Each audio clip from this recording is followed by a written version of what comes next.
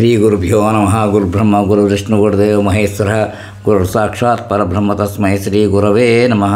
सदाशिवसमारम्भं व्यासशङ्करमध्यमाम् अस्मदाचार्यपर्यन्तं वन्दे गुरुपरम्पराम्। अपार करुणासिन्धुं ज्ञानदं शान्तरूपिणं श्रीचन्द्रशेखरगुरुं प्रणमामुदान्वहं। कृष्णं वन्दे जगद्गुरुम्। आपदामपहर्तारं दातारं सरस्वतां लोकाभिरामं श्रीरामं भूयो भूयो नमामि। वागार्थ प्रतिपत्ते जगतः पितरौ वन्दे पार्वती परमेश्वरो। अपार करुणासिन्धुं ज्ञानदं शान्तरूपिणं श्रीचन्द्रशेखरगुरुं प्रणमामुदान्वहं। శ్రీగురుభ్యో నమః. జగద్గురు బోధలు వీడియో పార్ట్ 2 ఎపిసోడ్ ఇప్పుడు 65 చెప్పుకోవాలి. 64లో ఏం చెప్పుకోవడం అంటే, ఎక్కడో ఒక మూల కూర్చుని యాదవ కులభూషణుని కంస విద్వేషిని కృష్ణుని స్మరించి నా పాపాలను పోగొట్టుకుంటాను, తక్కిన కర్మలతో నాకేం పని అని లీలాసుకులు అంటారు. అక్కడ దాకా చెప్తాం. ఇప్పుడు కంటిన్యూషన్. శాస్త్రచోదిత కర్మలను మనం విధిగా చేయవలసి ఉన్నది. ఇవి అవసరమా అనవసరమా అన్న ప్రశ్నలకు అవకాశం లేదు. అనుష్ఠానాలన్నీ విధిగా మనం నిర్వర్తించవలసినదే. ఇట్లు కర్మానుష్ఠానం చేసిన పిదప క్రమక్రమంగా మనకున్న రాగద్వేషాలు క్షీణించి చిత్తశుద్ధి ఏర్పడి మనస్సు సమాహితమై ఈశ్వరానుసంధానం పటిష్టమవుతుంది. ఇదే భక్తి. ఇది రెండవ స్థితి. భక్తి ముదిరితే జ్ఞానప్రాప్తి, అది చరమస్థితి. అందుచేత భక్తిని వదిలి ముక్తి కోసం మనం ప్రత్యేకంగా ప్రాకులాడవలసిన పని లేదు. మనం చేస్తున్న భక్తియే తుదకు ముక్తి అయి విలసిల్లుతుంది. భక్తి కోసం భగవంతుడిని ప్రార్థిస్తే చాలు. అందులకే మహానుభావులందరూ భక్తి ప్రాధాన్యాన్ని ఉద్ఘాటిస్తూ భక్తి వీక్షణ పెట్టవే అని అమ్మవారిని ప్రార్థిస్తూ ఉంటారు. ఆ భక్తి మనకు లభించిందంటే ముక్తి కరతలామలకమే. ఇంకా నెక్స్ట్ టాపిక్ ఏంటంటే, నువ్వులు నీళ్ళు ఎక్కడికి వెళ్తాయి? మనిషికి 3 విధాలైన రుణములు ఉన్నవి. మొదట దేవరుణం, రెండవది ఋషి రుణం, మూడవది పితృరుణం. ఇవే కాక సంఘంలో ఉన్నందువలన అతిథి అభ్యాగతులను ఆదరించవలసి ఉన్నది. దీనిని మనుష్యయజ్ఞం అని అంటారు. బ్రహ్మయజ్ఞం ఋషుల తృప్తి కోసం చేసేది. బ్రహ్మనగా వేదమునకు అర్థం. వేదములను అధ్యయనం చేయటంలో అధ్యాపనం చేయటం బ్రహ్మయజ్ఞం. ఇవి అందరూ చేసేవి కావు. ఒక్క బ్రాహ్మణ జాతి మాత్రమే చేయవలసిన విధి. అందరూ చేయవలసిన సామాన్య కర్మ ఒకటి ఉన్నది, అది భూతయజ్ఞం. అనగా ఒక్క మనుషులే కాక సృష్టిలో ఉన్న సమస్త జీవరాశులను ఉద్దేశించి ప్రేమ పురస్కరంగా వానికి ఆహార సదుపాయాలు కల్పించడమే భూతయజ్ఞం. ఈ విధంగా పితృయజ్ఞం, దేవయజ్ఞం, మనుష్యయజ్ఞం, భూతయజ్ఞం అని యజ్ఞములను ఏదో ఒక రూపంలో చేయవలసిన విధి మనకున్నది. వైదిక ధర్మరీత్యా ప్రతి ఒక్కరూ తమ తమ కర్మలను సకృత్తుగా నిర్వర్తించి ఈశ్వరార్పణ చేయడమే బ్రహ్మయజ్ఞమని చెప్పవచ్చు. వేదము మాతృదేవోభవ, పితృదేవోభవ అని శాసిస్తున్నది. తల్లిదండ్రుల ఏడ వినయంగా ఉంటూ చేతైన సేవ చేయటం ప్రతి ఒక్కరికి కనీసపు ధర్మం. పుట్టినప్పటి నుండి పెరిగే పెద్దయ్యేంతవరకు మన తల్లిదండ్రులు చేసిన ఉపకారములకు ప్రత్యుపకారం చేయటం మన పని. అందుచేత సాధ్యమైనంత వరకు వారి మనస్సును నొప్పించగా నడుచుకోవటం మన విధి. తల్లిదండ్రులు గతించిన పిదప శాస్త్రసమ్మతంగా శ్రాద్ధ తర్పణ క్రియ అందరూ తప్పగా చేయవలసి ఉన్నది. బ్రతికి ఉన్నప్పుడు తల్లిదండ్రుల బాగోగులు గమనించవాలని చెప్పే సంఘ సంస్కర్తలు మరణించిన పిదప మనం చేయవలసిన శాస్త్ర విహిత పైతృక కర్మలను ఒప్పుకోవడం లేదు. అది వారికి పరిహాసంగా ఉన్నది. నువ్వులు, తర్పణకలం, పిండములు, బియ్యము, అరటికాయలు, బ్రాహ్మణులకు పెట్టే భోజనం ఇవన్నీ ప్రత్యక్షంగా చూస్తున్నాం. ఇవి ఎక్కడో కనిపించిన పితరులకు ఎట్లా పోయి చేరుతాయి?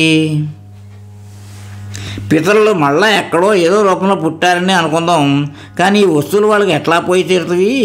ఇదంతా వాటి పిచ్చితనం అని వాళ్ళు అంటారు. ఈ సందర్భంలో ఒక కథ చెప్పాల్సి వస్తుంది. ఒక పెద్ద మనిషి తన కుమారుని చదవడానికి పట్టణంలో వదిలిపెట్టినాడు. ఆ పిల్లవాడు పరీక్షకు డబ్బు కట్టవలసి వచ్చింది. వెంటనే తండ్రికి నీవు డబ్బును తంతిమనే చేయవలసింది అని కోరాడు. కుమారుడు అడిగిన డబ్బు తీసుకుని తండ్రి తపాలా ఆఫీస్కి వెళ్ళాడు. ఈ పెద్ద మనిషి గ్రామీణుడు పైకి తంతి ఆఫీసుకు ఉద్యోగి అప్పచెప్పి దాన్ని పంపవలసిందని కోరినాడు. తంత్రుల ద్వారా ఆ డబ్బు ఉద్యోగి పంపుతాడని ఆ అమాయకుడు అనుకున్నాడు. ఉద్యోగి డబ్బును తీసి మేజాలో భద్రపరిచి సరే పంపుతాను అని అన్నాడు. నేను ఇచ్చిన డబ్బు నీ దగ్గర ఉంచుతున్నావే, అది మా వాడికి ఎట్లా పోయి తీరుతుంది అని అతను ప్రశ్న. ఎట్లా తీరుతుందా? ఇదో ఈ విధంగా అని అతడు టెలిగ్రాఫ్ మీద తంతిని పంపసాగినాడు. డబ్బు ఇక్కడే ఉన్నదే, ఇతరే పోయి చేరుతుందని అంటున్నాడే, ఇది ఎట్లా సాధ్యం అని పల్లెటూరు వాని సందేహంగా నిలిచిపోయింది. మనీ ఆర్డర్ ప్రతి పిల్లవానికి సురక్షితంగా పోయి చేరింది. మనం పితరులకు దేవతలకు అర్పించే వస్తువులు కూడా ఈ విధంగానే చేరవలసిన చోటుకు పోయి చేరతవి. శాస్త్రసమ్మతంగా మనం ఈ క్రియలను నిర్వర్తిస్తే పితృదేవతలు అవి ఎవరికి పోయినాయి చేరవలనో వారికి చేరేటట్లు చూస్తారు. ఒకవేళ పితరులు ఆసరికి ఎక్కడో పశువులుగా పుట్టి ఉంటే ఈ వస్తువులు గ్రాసరూపంగా వారికి అందుతవి. ఈ విధంగా వస్తువులను తగిన రూపంలో చేరవేయడానికి పంపవలసిన స్తోమతను పితృదేవతలకు పరమేశ్వరుడు ఇచ్చి ఉన్నాడు. అందుచేత శ్రాద్ధంలో మనం అర్పించే వస్తువులను స్వీకరించేదానికి వాళ్ళు ప్రత్యక్షంగా రావాల్సిన పని లేదు. పితరుల యందు విశ్వాసము, శాస్త్రంలో శ్రద్ధ అవసరం. టీ పార్టీలో ఫలాని వారి ఆరోగ్యం కోసం నేను దీన్ని తాగుతున్నాను అని టోస్ట్ చెప్పడం మనకందరికీ తెలిసిందే. తాగితే ఎదుటివాడికి ఆరోగ్యం ఎట్లా కలుగుతుంది? ఇది మనోభావమే కదా, విశ్వాసమే కదా. శ్రాద్ధం అనగా శ్రద్ధతో చేయవలసిన క్రియ అని అర్థం. ఏ కార్యాన్ని మనం చేసినా దానికి ఉన్న నియమాలు, విధులు మనం పాటించవలసి ఉంటుంది. ఒక ఉత్తరం రాసి ఈ తపాలా పెట్టె అందంగా లేదు, నా వద్ద ఇంతకంటే మంచి పెట్టి ఉన్నది, అందులో ఈ ఉత్తరాలు వేస్తాను, ఉత్తరం ఎందుకు పోయి చేరదు అని వితండవాదం చేస్తే జరుగుతుందా? అందుచేత ఏ కార్యాన్ని కానీ మనం సకృతిగా చేయాలంటే వాని విధులను పాటించవలసి ఉంటుంది. పెద్దలు అందులకే యథాశాస్త్రం యథావిధి అన్నారు. కర్మ సఫలం కావాలంటే శాస్త్ర విధులను పాటించక తప్పదు. Next topic కనకాభిషేకం. కాంచీపురము ఒక మహాక్షేత్రం. పరమేశ్వరుడు ఆమ్రతల మూలంలో ఏకామ్రనాథులన్న పేరిట కూర్చుని ఉన్నాడు. ఒకే ఒక్క పండును పండించడం వల్ల దీనిని ఏకామ్రమని, దాని కింద ప్రతిష్ఠితుడైన స్వామిని ఏకామ్రేశ్వరుడని పిలుస్తున్నారు. ఆయన హృదయము రసాఫల సదృశమాధుర్యంతో కూడినది. ఆ చెట్టు పండించి ఏకఫలమేమి, అదే జ్ఞానం. కాంచీ నగరంలో పెద్ద కంచి లేక శివకంచి, చిన్న కంచి లేక విష్ణు కంచి 2 భాగాలు ఉన్నవి. ఒకే మూర్తిని హరిహరుడని, శంకర నారాయణుడని వ్యవహరించే విధంగా ఉత్తమోత్తమైన ఈ క్షేత్రంలో అర్ధభాగాన్ని విష్ణుగంచి అని, తక్కిన అర్ధభాగాన్ని శివగంచి అని పిలుస్తున్నారు.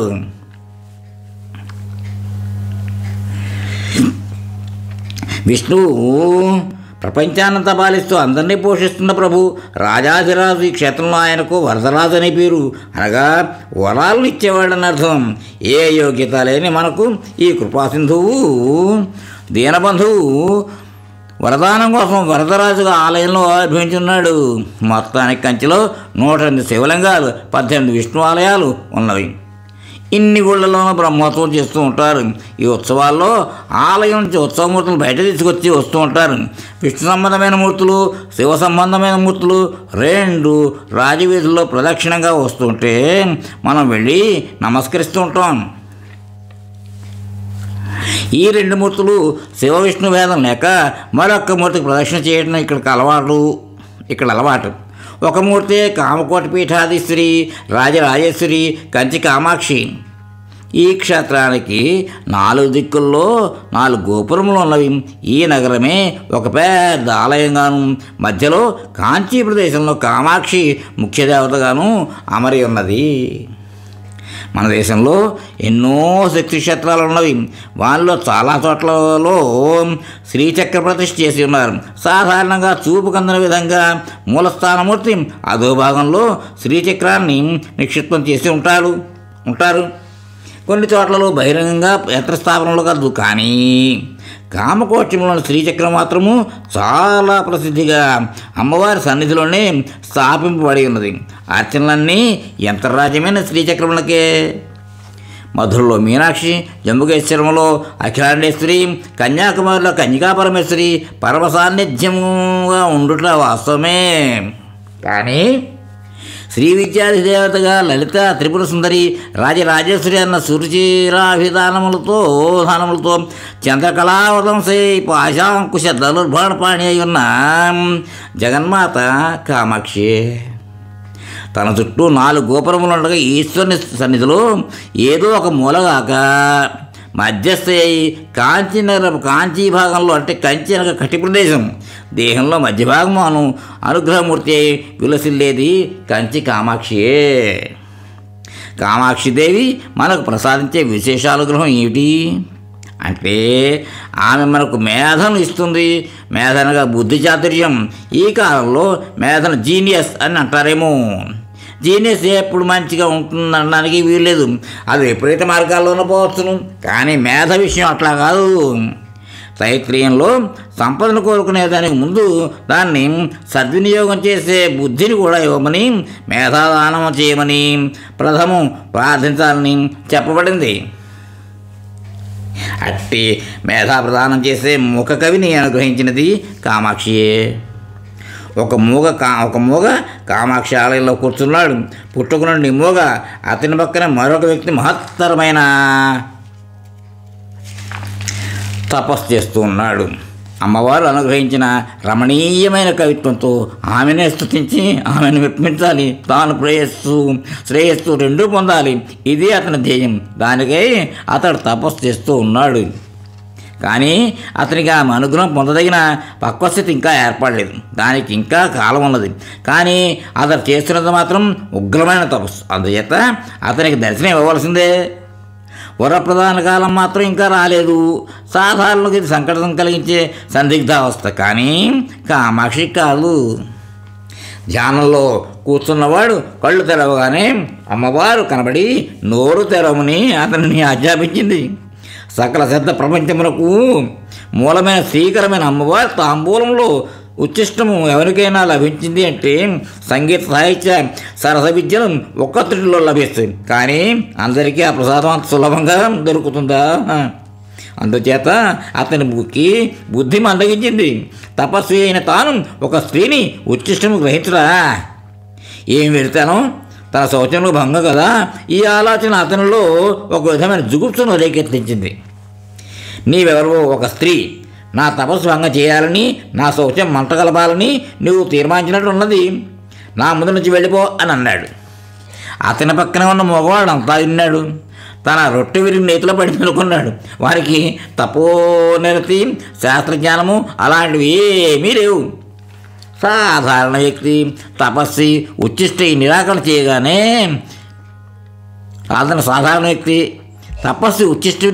చేయగానే అతడు తన నోటిని విశాలంగా తెరిచినాడు. అవ్యాజ కరుణామూర్తి అయిన అమ్మవారు అతని నోట తాంబూలమును రసమును ఉమిసిందంతే. ఆ క్షణంలో ఆ మోగ మహాకవిగా మారిపోయినాడు. అమ్మవారి ప్రభావాన్ని ఆర్యాశతకంగా విరచించాడు. కండ్లు పాదారవిందములే వ్రాలగా వెంటనే పాదారవింద శతకమును పాడినాడు. కామాక్షి కృపా విలాసాన్ని స్తుతి శతకంగా చెప్పినాడు. ఆమె కటాక్షను చూచి కటాక్ష శతకము చేశాడు. ఈ మోగవానికి అనర్గళ కవితా సౌందర్యలహరిలో ఆనందంగా తీరుతున్న అమ్మవారు చిరునవ్వుపై మందస్మిత శతకం కూడా గడగడా చదివినాడు. అట్లా ఆసుగా చదివిన సుందర కావ్యమే మూక పంచశతి. మూక పంచశతిలో లేనిది లేదు. కావ్య రచనము, భక్తి రసము, భక్తి మకరందము, జ్ఞాన ప్రసూన సౌరభములు, మంత్రము తంత్రము ఒక్కటేమిటి, ఏది కావలిస్తే దానిలో ఉన్నది. కర్పూర తాంబూల ఖండోత్కరి యొక్క ఉచ్చిష్టంలో పుట్టిన ఉచ్చిష్ట కావ్యం మూక పంచశతి. అద్భుతంగా ఉండటమే కాక అనుగ్రహప్రదంగా ఉన్నది. దాన్ని పారాయణం చేస్తే ఆ పుణ్యకార్యం మనల్ని కూడా అమ్మవారి అనుగ్రహానికి పాత్రలుగా చేస్తున్నలో సందేహం ఏమీ లేదు. మానవమాత్రమైన మనం ఏ కార్యాన్ని కానీ వదలక చేస్తుంటే అలసట, ఆలస్యం మొదలైన ఏర్పడతాయి. త్రిభువన జనని అయిన అమ్మవారు విసుగు విరామము లేకుండా చేసే ఒక కార్యాన్ని గురించి మూకకవి ఇలా వ్రాస్తాడు. ఇక్కడితో ఈ ఎపిసోడ్ విరామిద్దాం, తర్వాత కంటిన్యూ చేద్దాం. స్వస్తి. మోహన్వాణి తెలుగు పోడ్కాస్ట్ వింటున్న శ్రోతలందరికీ హృదయపూర్వక ధన్యవాదాలు. వినండి, వినిపించండి, వింటూనే ఉండండి మోహన్వాణి తెలుగు పోడ్కాస్ట్. మీరు వింటున్నారు మోహన్వాణి. మా కార్యక్రమాలు మీకు నచ్చితే ఇప్పటివరకు మా ఛానల్కి సబ్స్క్రైబ్ చేసుకోకపోతే వెంటనే ఈ క్షణమే సబ్స్క్రైబ్ చేసుకుని ఆ పక్క నుండే బెల్ బటన్ని మ్రోగించి అందరికీ షేర్ చేసి మీ విలువైన కామెంట్ను కూడా చేసి మమ్మల్ని ప్రోత్సహిస్తారని కోరుతున్నాను.